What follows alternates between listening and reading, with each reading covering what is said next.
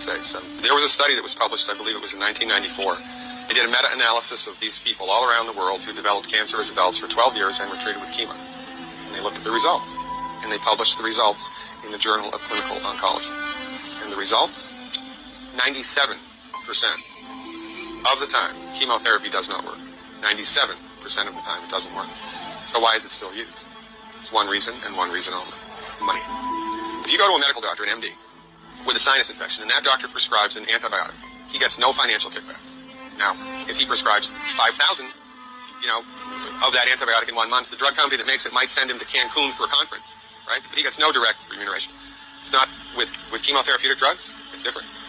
Chemotherapeutic drugs are the only classification of drugs that the prescribing doctor gets a direct cut of. So if your doctor prescribes chemotherapy for you, here's how it goes, more or less.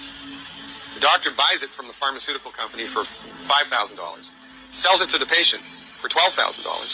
Insurance pays $9,000, and the doctor pockets the $4,000 difference. And there ought to be a law.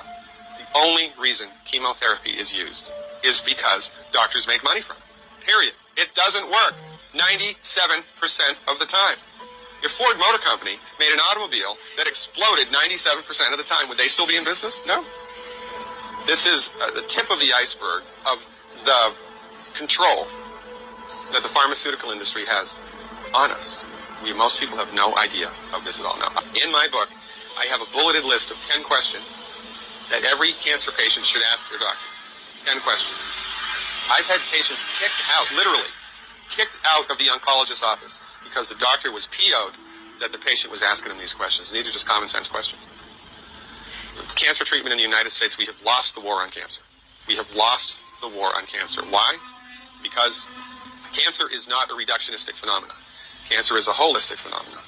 And when you try to bring a reductionistic methodology like drugs and surgery to bear on a holistic phenomenon, you will completely miss the boat each and every time. You cannot do it. The reason that people get cancer in the United States and the reason that we have completely lousy outcomes is because medical doctors are driving the research bus.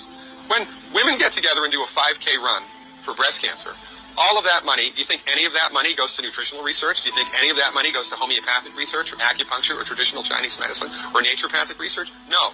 All of it goes to drugs and surgery, which do not work.